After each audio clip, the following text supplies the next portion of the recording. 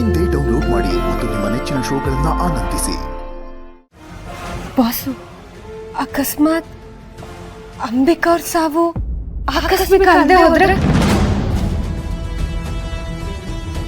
What?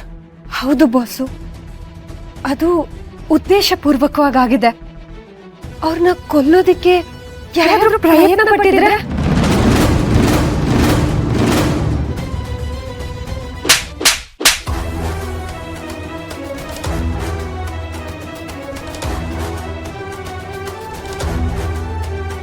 ಅಮ್ಮ, ನೀನ್ ಸ್ವಲ್ಪ ಸುಮ್ಮನೆ ಇರು ಶರತ್. ನಿನ್ನ ನೀನೇನ್ ಅಂದ್ಕೊಂಡಿದ್ಯಾ ದುರ್ಗಾ? ಹಾ ಮೇಡಮ್, ನೀನ್ ಈ ಮನೆ ಕಾಲಿಟ್ಟಾಗ್ಲಿಂದ ನಿನ್ನ ಈ ಮನೆ ಮಗಳು ಅಂತಾನೆ ನಾನು ನಿನ್ನ ನೋಡ್ಕೊಂಡಿದ್ದೀನಿ. ನೀನ್ ಹಿತ್ತಾಗಿ ತೋರ್ಸೋ ಪ್ರೀತಿ ಕಾಳಜಿಗೆ ನಾನು ಯಾವತ್ತೂ ನಿನ್ಗೆ ಚಿರಋಣಿ ಆಗಿದ್ದೀನಿ. ನಮ್ ಹಿತನ ನೀನ್ ತುಂಬಾ ಸಲ ಉಳಿಸಿದ್ಯಾ, ಅದಕ್ಕೆ ನಾನು ನಿನ್ಗೆ ಏನ್ ಸಹಾಯ ಮಾಡೋದಕ್ಕೂ ರೆಡಿ ಆಗಿದ್ದೆ. ಆದ್ರೆ ಇವತ್ತು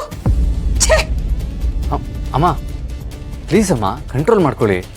ಮಾತಾಡ್ಬೇಡ ಅಂತ ಹೇಳ್ದೆ ಅಲ್ವಾ ಶರತ್? ಪ್ಲೀಸ್. ಇಷ್ಟೆಲ್ಲ ವಿಶ್ವಾಸ ನಿನ್ ಮೇಲೆ ಇದೆ ಅಂದ್ ಮಾತ್ರಕ್ಕೆ ಸಲಿಗೆ ತಗೋಬಹುದು ಅಂತ ಹೇಗ್ ಅಂದ್ಕೊಂಡೆ ನೀನು? ಮೇಡಮ್, ನೀವ್ ಯಾವ ವಿಷಯದ ಬಗ್ಗೆ ಮಾತಾಡ್ತಿದ್ದೀರಾ? ಇವತ್ತು ನೀನು ಗೆರೆ ದಾಟಿದ್ಯಾ ದುರ್ಗಾ.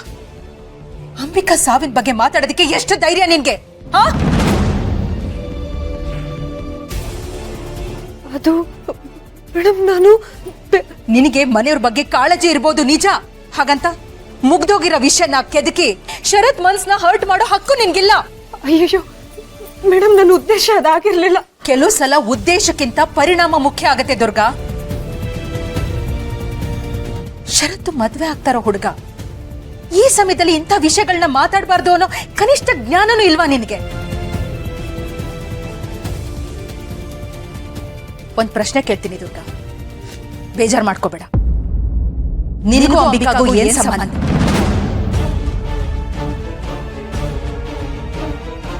ಏನ್ ಸಂಬಂಧ ಅಂತ ಹೀಗೆಲ್ಲ ಮಾತಾಡ್ತಾ ಇದೀಯ ನೀನು? ಅತ್ತೆ, ಯಾಕೆ ಹೀಗೆಲ್ಲ ಮಾತಾಡ್ತಿದ್ದೀರಾ? ದುರ್ಗಾ ನನ್ನ ತಂಗಿ, ಅವಳಿಗೆ ಇದೆಲ್ಲ ಮಾತಾಡೋ ಹಕ್ಕು ಖಂಡಿತ ಇದೆ.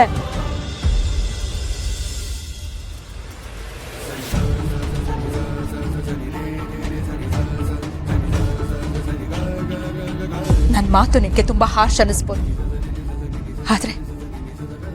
ಆದ್ರೆ ಇದು ಬರೀ ಮಾಳ್ವಿಕನ್ ಮಾತಲ್ಲ. ಮಗನ್ ನೋವನ್ನ ತುಂಬಾ ಹತ್ರದಲ್ಲಿ ನೋಡಿರೋ ಒಬ್ಬ ತಾಯಿಯ ಮಾತು. ಅಂಬಿಕಾ ಹೋದಾಗ್ಲಿಂದ ಅವಳ ಬಗ್ಗೆ ಮಾತಾಡ್ದಾಗ್ಲೆಲ್ಲ ಶರತ್ ಕಣ್ಣಲ್ಲಿ ನೋವು ತುಂಬಿರೋದನ್ನ ನಾನು ನೋಡಿದ್ದೀನಿ. ಈಗ ಅವನು ಕಳ್ಕೊಳ್ಳೋದಕ್ಕೆ ನಾನು ರೆಡಿ ಇಲ್ಲ. ನನ್ನ ಮಗನ ಆ ನೋವಿಂದ ಆಚೆ ತರೋದಕ್ಕೆ ಎಷ್ಟೆಲ್ಲ ಪ್ರಯತ್ನ ಪಡ್ತಾ ಇದ್ದೀನಿ ಅಂತ ನನಗೆ ಗೊತ್ತು ದುರ್ಗಾ. ಅದೇ ಕಾರಣಕ್ಕೆ ಅವನಿಗೊಂದು ಹೊಸ ಜೀವನ ಸಿಗ್ಲಿ ಅಂತ ಮಾಯಿನ ಜೊತೆ ಮದ್ವೆ ಮಾಡೋದಕ್ಕೆ ಮುಂದಾಗಿದ್ದೀನಿ.